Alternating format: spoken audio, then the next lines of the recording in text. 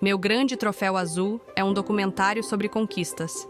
Mas aqui não falamos de troféus de ouro ou de vitórias fáceis. Falamos de um tipo de conquista que se revela na força do amor, na superação dos limites e na coragem de ver o mundo de outra forma. Aqui, cada pequeno passo é uma vitória, cada sorriso, um motivo de celebração.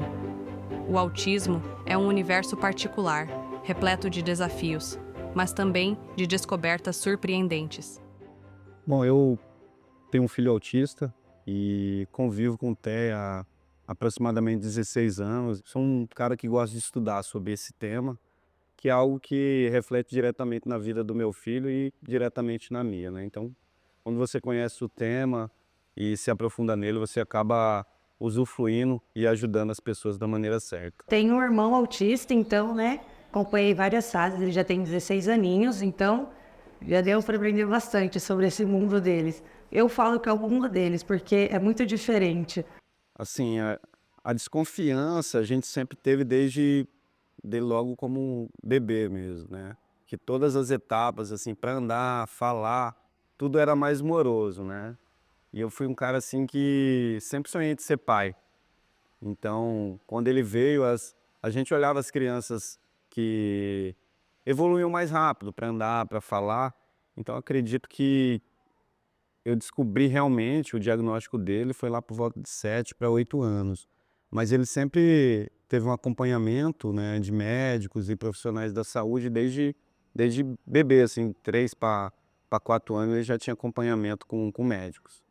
Então, a minha experiência, ela foi um pouco assustadora no começo, né, porque o João é meu segundo filho, e quando a gente tem um segundo filho, por mais que a gente tente não comparar, a gente acaba comparando pelo menos os marcos de desenvolvimento, porque você já viveu aquilo, então você espera que a outra criança se desenvolva pelo menos de uma forma similar.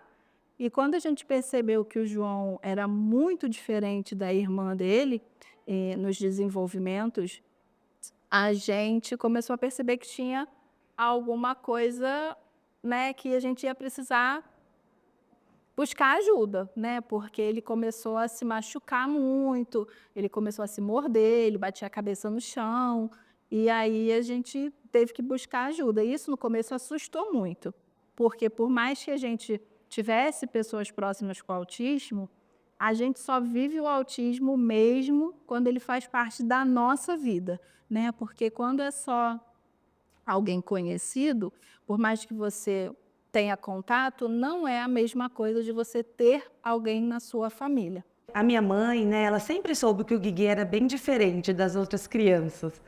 Que ele não gostava muito de conversar, ele também não olhava nos olhos, às vezes ele andava nas pontinhas dos pés, às vezes ele tinha umas crises que não era dele ser uma criança mal educada.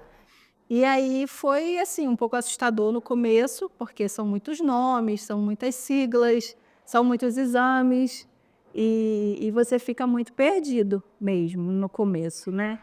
Eu acredito que a maior dificuldade é você falar, não, meu filho é autista, ou meu filho tem alguma dificuldade. Então, acho que essa foi a parte mais difícil, assim, eu vendo hoje a minha trajetória lá atrás com meu filho, eu faria totalmente diferente. Mas eu também não me culpo por total, mas eu acho que eu poderia ter feito de uma maneira diferente. E se Deus me desse uma oportunidade de fazer diferente, eu com certeza eu faria hoje, né? Então acho que a parte da aceitação, assim, para mim foi a mais difícil.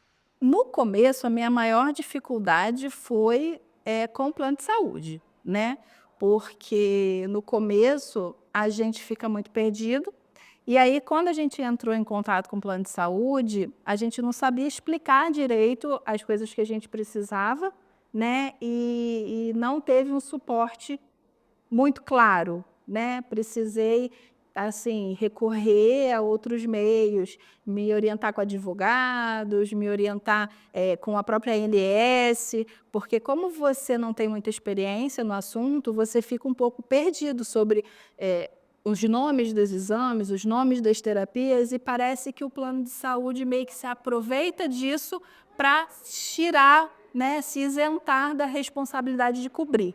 Para mim, no começo, essa foi assim, para mim foi o maior desafio no começo, né? E com a questão da convivência, é interpretar a necessidade, né, da minha criança, porque como ele não fala, né, ele só chorava, às vezes desregulava, se jogava no chão, e como não existe uma comunicação muito clara, né, você fica um pouco perdido, você fica um pouco sem saber como ajudar. Às vezes a criança está ali, desregulada, chorando, e você não entende por que que ela está. Se é fome, se é alguma coisa do ambiente externo, se é alguma dor. Isso, para mim, foi o que mais me afetou no autismo, é a comunicação, né? Porque a minha menina, como ela não teve essa parte afetada da comunicação, ela muito cedo já conseguia explicar para a gente o que ela precisava. E ele não, ele até hoje não consegue dizer o que ele está sentindo, se ele está com fome, se ele está com dor, se ele está com frio. Então, assim, para mim, essa tem sido minha maior dificuldade mesmo, é a interpretação das necessidades dele, porque às vezes parece que nem ele entende direito o que ele está sentindo, né? Às vezes ele simplesmente desregula e nem ele parece entender o que está acontecendo. Nossa, é 10 anos de diferença, é muita diferença. E o pai do Guigui, ele não é é o meu padrasto.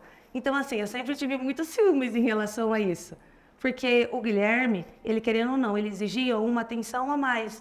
Ou assim, às vezes a minha mãe passava a mão na cabeça dele, meu pai passava a mão na cabeça dele, e eu não entendia. Porque, assim, para mim, o guri era mal educado, entendeu? Eu ficava de frescura. Mas não é isso. Então, assim, foi muito difícil. Milena, só com 18, assim, 19 anos que eu coloquei na minha cabeça. Gente, o Guigui, ele é uma criança diferente. Mas, graças a Deus, a gente achou um médico muito bom. E eu sou uma pessoa que sou muito curiosa, né? Então, fui muito para a internet, pesquisei, estudei, consegui achar aqui a clínica, né, que me deu todo o suporte na época, me orientou muito, tanto com relação aos tratamentos, como com relação a procedimentos com plano de saúde e tudo mais, porque realmente assim que você recebe esse diagnóstico, você recebe, né, como é que se diz? Você recebe essa notícia de que toda a sua rotina vai mudar, você fica muito perdido mesmo, né? Mas eu encontrei pessoas que me ajudaram e me nortearam, né? E desde então, assim, tem sido desafiador.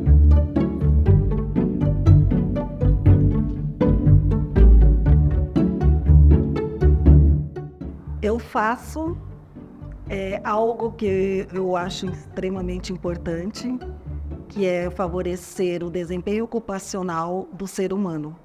Então, permitir que a pessoa ela possa estar no mundo, se desenvolver no mundo através das suas habilidades. Eu vou falar um pouquinho, né, do público que eu atendo.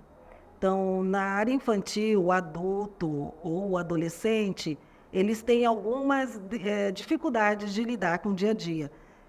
Atividade de vida diária. Nós temos pacientes que têm muita dificuldade de tomar o banho sozinho, né, de fazer a sua higienização. Então, dentro do nosso set terapêutico, a gente auxilia esse processo do tomar o banho, né? Então, tem atividades que são selecionadas para que possa estar dando essa ênfase, para que na casa dele, a mãe, o pai ou quem estiver junto, possa estar só fortalecendo ainda mais e com o tempo ele começa a tomar o seu banho sozinho. Eu sempre falo que o profissional, tanto na área da saúde, como em qualquer parte da vida social, ela é importante. E principalmente para os autistas. Hoje eu vejo que a sociedade ela já julga as crianças de uma maneira diferente, justamente porque tá mais visível. Mas ainda assim tem que ser mais visível ainda para a sociedade colocar ainda mais profissionais da saúde voltadas, principalmente na área da educação, deixar um professor dedicado para o teu filho que tem uma dificuldade diferenciada. Então, tanto na saúde quanto na educação, eu acho que os profissionais eles são primordiais. Eu acho que sem eles, o apoio da família é válido, mas às vezes você tentar implementar uma coisa da sua maneira, ela é muito mais demorada do que um profissional que tem uma tese, estudou para fazer aquilo ali. Então, acredito que o profissional da saúde, principalmente no autismo, ele é muito relevante. Então, aqui na clínica é uma rede de apoio grande, porque a gente tem os profissionais e não é aquele profissional que simplesmente pega a criança, faz a terapia e devolve. Né? Pelo menos os profissionais que estão com as minhas crianças, eles acabaram se tornando amigos. Né?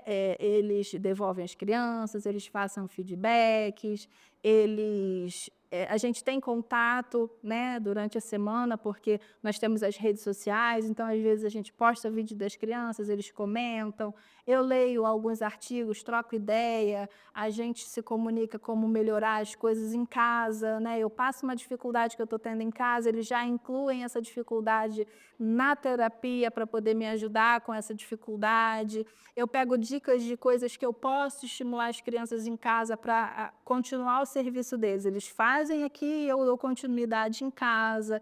Então, assim, isso para mim tem sido um apoio muito grande, porque eu consigo estimular as crianças além do horário de terapia. Não tem como, qualquer ser humano, ele tem que ser independente. Primeira independência é não se alimentar, não se vestir, não falar. A segunda independência é na socialização, ele vai ter que ir para a escola, ele vai ter que ir na igreja, ele vai ter que ir numa loja.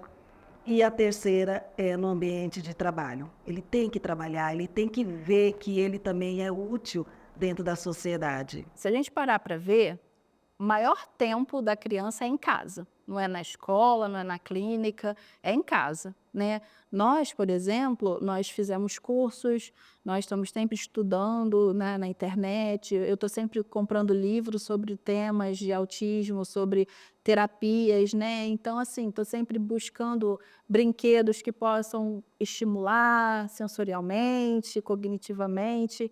Então, assim, eu acho muito importante isso, né? Eu entendo que não é a realidade de todo mundo, né? Tem muita mãe, tem muito pai que precisa ficar ausente, trabalhando o dia inteiro e não tem essa condição de sentar, né? De ir para o chão, de sentar com a criança e fazer aquele estímulo terapêutico dentro de casa.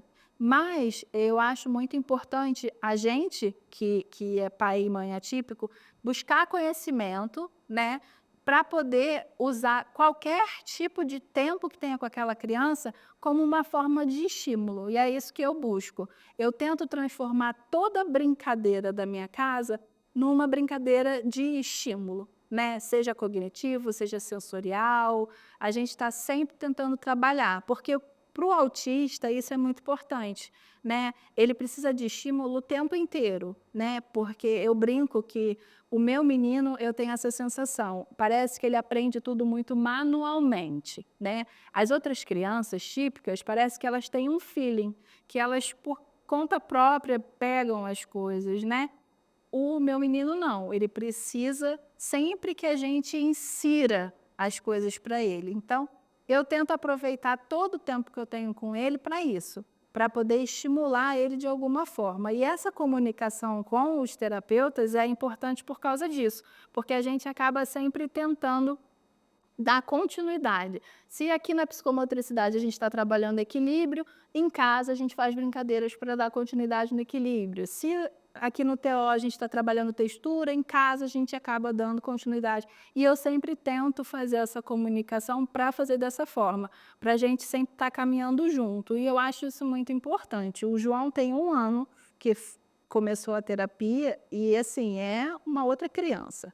Ele era uma criança totalmente parada, totalmente, assim, perdida, o olhar perdido, a comunicação não existia. E agora, com apenas 1 ano de terapia, você vê que ele evoluiu muito, né? E eu acho que isso é um conjunto, né, entre a clínica e a casa, né? E a escola também, né? Porque a escola também tem a participação ali do estímulo, né? Com as outras crianças e tudo mais. Então, eu acho muito importante essa parceria, né? Não acho que a gente tem que considerar que cada lugar é uma coisa e ponto. Eu acho que uma coisa é continuidade da outra, né? Falo que é um triângulo: casa, clínica, escola. Eu acho que a busca, né, pela uma melhor condição do seu filho, ela está diretamente ligada às atividades que você tem no dia a dia. Você vai numa fono levar teu filho, vai ter alguém lá que também está procurando essa ajuda. Então essa troca de ideia com pais, com pessoas que convivem com pessoas com TEA, ela acaba se tornando essa caminhada sua ela mais suave. E às vezes com experiência de pais e mães, ou até pessoas que ajudam, né? Porque a família em si, ela tem que acolher. Então essa experiência no dia a dia com pessoas que convivem com pessoas que têm o autismo, ela suaviza bastante a jornada. É algo que é duro, mas ser pai, ser mãe, realmente é padecer no paraíso, então ela tem suas glórias, suas derrotas, mas o final de tudo é você ver seu filho evoluindo, é sempre muito bom. Porque esse tempo que a gente fica aqui na recepção, a gente está sempre conversando, está sempre trocando experiência. Aí a gente, como divide a experiência, o que foi difícil para mim, para aquela mãe ali, acaba que já fica um pouco mais fácil, porque eu já passei por aquele problema, então ela já sabe quem vai procurar. Então, assim, eu acho que as próprias mães, elas viram a rede de apoio uma das outras, né?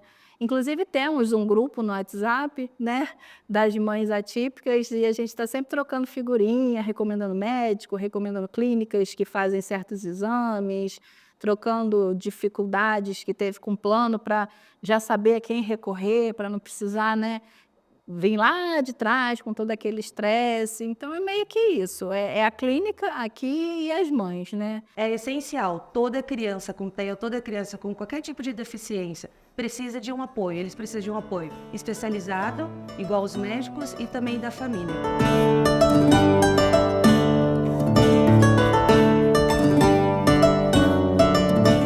A primeira conquista relevante, assim, né, porque o pai, toda conquista é válida, mas eu acho que assim foi na alfabetização dele e na fala. Ele tinha muita dificuldade de falar, gaguejava muito. Então acho que na alfabetização dele, que teve uma professora, a gente colocou ele numa professora e ela impulsionou isso aí para ele. Então eu acho que assim a parte da alfabetização e da fala dele foi algo que eu sempre sonhava, conversar com meu filho, trocar uma ideia. Então acho que isso foi a parte que mais me marcou, assim. Foi a primeira palavra, né? Porque, assim, a minha menina, ela falou com 10 meses, né? Então, a gente teve a fala como uma coisa muito natural. Nós, adultos, temos a fala como algo muito natural. A gente fala, né? É uma coisa que a gente, né, tem, o dia a dia, a gente fala, conversa e a gente nem percebe o quanto que fala, né? Quando você tem uma criança que não fala, que ela não se comunica de forma nenhuma, isso te faz perceber o quanto você sente falta de ouvir a voz do seu filho, né? E o João, ele não emitia um único som dentro de casa, exceto quando chorava e tudo mais, né? Mas, assim, de palavras, ele não falava absolutamente nada. E eu sempre fui uma mãe que, independente dele falar ou não, eu sempre falei com ele normalmente, da mesma forma que eu estou falando aqui com você. Ah, você quer comer? Você quer dormir? Vamos trocar sua fralda? Vamos tomar banho? Quando vai dar banho? Ah, vamos lavar as pernas? Vamos lavar os braços? Por quê? Na minha cabeça, quanto mais eu falo com ele, maior a chance dele falar comigo. E quando ele falou a primeira palavra dele, aquilo para mim foi uma coisa assim que eu chorei igual criança, né?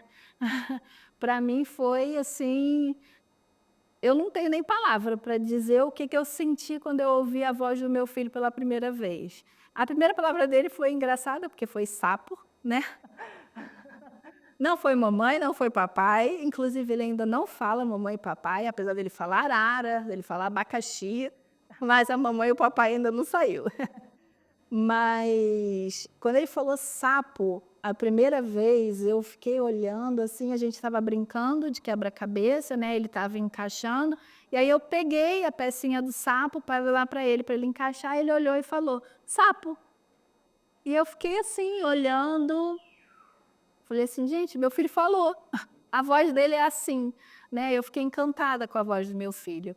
E isso para mim foi o maior troféu até o momento, né? Foi ouvir a voz do meu filho, porque até então eu não conhecia. Foi quando ele olhou nos olhos e disse que me amava e que eu era a melhor irmã do mundo para ele. E me abraçou. É bem legal lembrar disso. Porque, assim, é coisa que eles não fazem com muita frequência. Então, quando faz, é muito sincero. Vem de lá de dentro mesmo. Quando eles chegam, né, os primeiros atendimentos, muitas vezes eles não se comunicam, eles não olham para a gente, né? Eles pegam, eles vão até um recurso e ali eles ficam. Com o tempo, eles chegam, eles dão um sorriso, o olhar, ou a mãe traz alguma resposta. Ai, hoje meu filho conseguiu se alimentar, algo que ele não comia, né? Então, isso para a gente é uma grande vitória. Eu diria para você um grande troféu. Tirar eles da cama, fazer com que eles vão tomar o café, fazer com que eles venham aqui, fazer com que eles fiquem na sala durante 40 minutos, né? Então, isso é um grande troféu, porque o autismo, eles acabam não entendendo o que está acontecendo naquele processo, né? Então, a rotina que a gente tem, né? A pessoa sem autismo, né? Tem uma rotina. Então, eles têm que fazer parte dessa rotina também. Mas, para eles, aquilo é muito fora da realidade deles.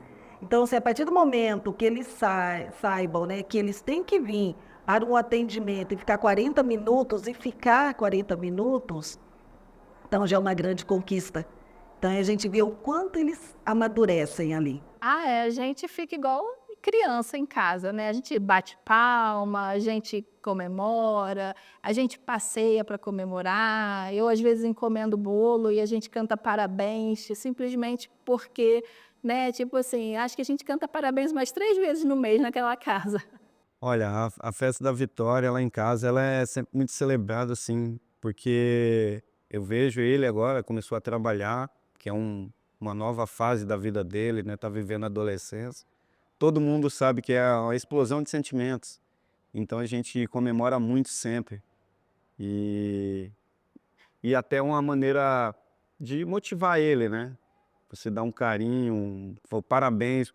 Por mais simples que seja a conquista dele, a gente celebra sempre com muito carinho. Ele gosta muito de sushi, né, o Guigui? Ele sempre é bem recompensado, sempre. O rodízio de sushi é a comida que ele mais gosta no mundo, é sushi. E aqui dentro da clínica, cada conquista que a gente tem, a gente bate palma. E aí todos os outros profissionais também, ele conseguiu. Então a gente reforça, né? Cada vez mais dando um reforço positivo. Em casa, os familiares podem fazer a mesma coisa, mas acima de tudo, ter na mente de que eles são capazes, dentro da limitação deles. Então, assim, ele vai lavar um alface hoje para mim. Lavou? Parabéns! Quer pegar esse alface? Quer colocar algum tempero? Vamos comer? Nossa, que delícia! Você que fez! Então, isso faz com que o TEA, né, a pessoa TEA, ela possa se desenvolver cada vez mais.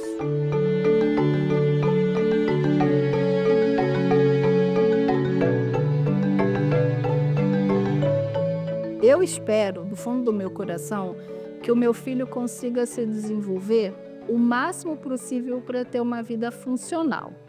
Mas eu tenho medo de criar uma expectativa e colocar um peso muito grande para ele. Da mesma forma que eu acho que nenhum pai deve, né? Que às vezes a gente coloca as nossas expectativas, os nossos sonhos nas costas das nossas crianças. E eles são indivíduos, né?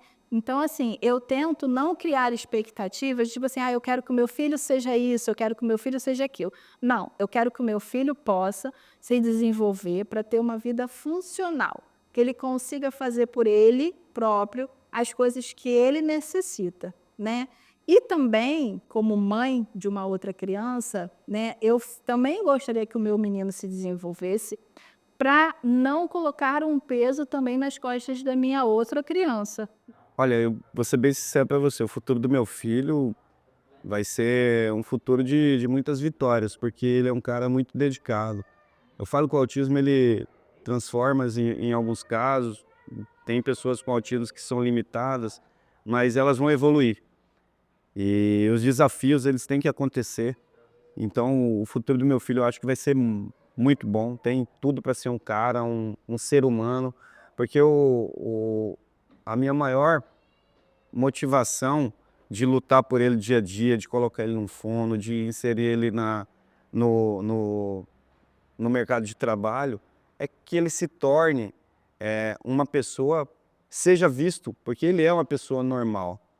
Tem a sua condição, né? Em alguns momentos ele é limitado, mas em outros casos ele é um cara gênio. Então, fazendo uma proporção, uma perspectiva, é só de coisas boas para ele.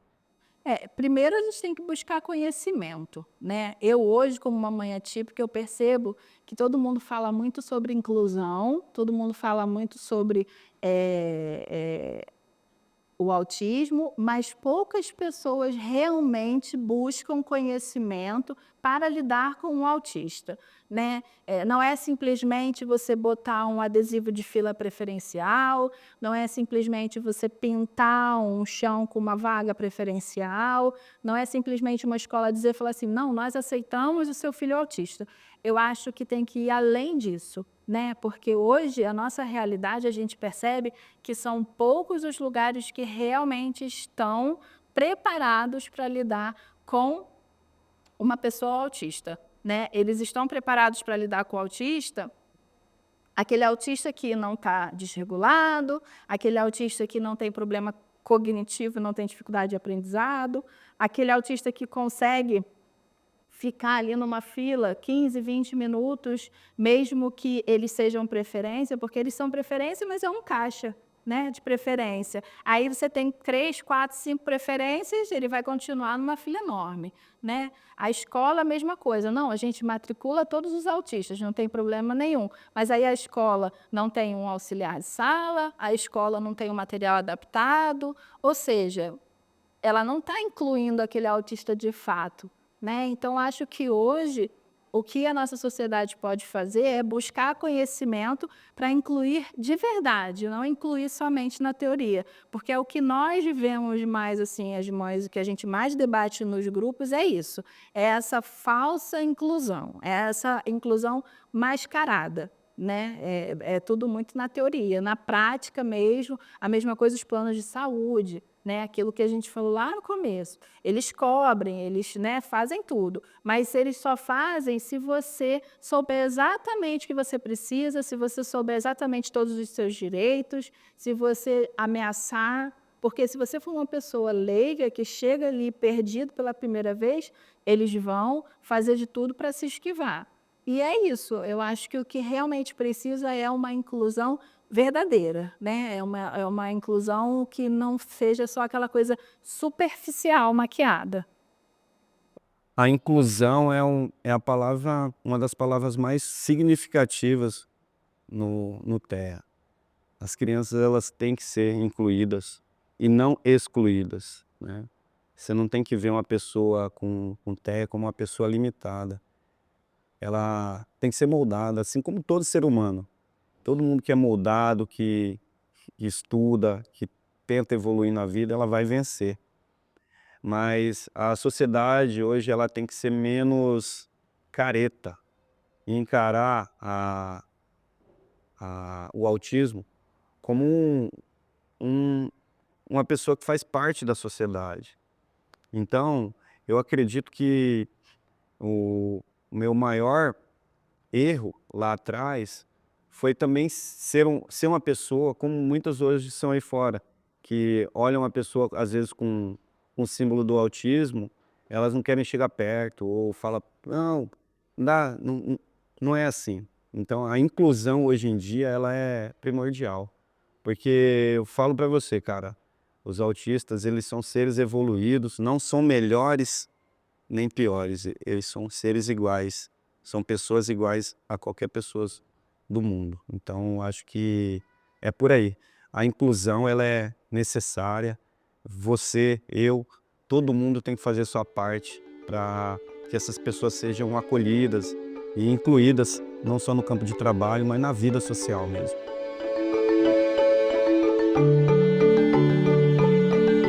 Bom, para os profissionais, trabalhem com muito amor, né? Ver aquela pessoa que está na sua frente como se fosse uma pessoa muito querida na sua vida. Para os pais, acreditem sempre e permita que seus filhos vão para o mundo. Isso é importante também. E para a sociedade, acolhem. O acolhimento é a coisa mais importante, tá? Independente de qual deficiência, acolhem. Eu acho que você que quando a gente fala pais, mas eu vou citar o homem na situação de ser uma pessoa assim mais casca grossa, uma pessoa que às vezes vê algo, não vê as entrelinhas, né? Só vê o ponto final lá. Às vezes o teu filho tem uma dificuldade, mas é ali que você vai ter que mostrar que você está com ele, junto com ele desde o início. Então, eu acho que a minha mensagem mais forte é: acolhe teu filho. Ajuda ele com as dificuldades dele, porque você vai crescer junto com ele. O teu filho é uma parte de você, então você não vai querer que uma parte sua ela seja deixada de lado, ou acho que você tem que incluir ele nos seus objetivos. Se você quer crescer na vida, leva o teu filho junto, esteja junto com ele, porque o pai, quando eu falo pai, o homem, às vezes ele vê de uma maneira diferente, ele quer tudo muito mais rápido. E a mãe, ela já é a pessoa que acolhe. Então, olha para tua parceira aí, se você é pai ou convive com alguém que tem autismo, olha para o lado, vê aquela mãe e se inspira nela, cara. Eu acho que é isso, a inspiração tá ali, tá do teu lado e você tem que pegar e fazer com que isso também seja você. Acho que é isso.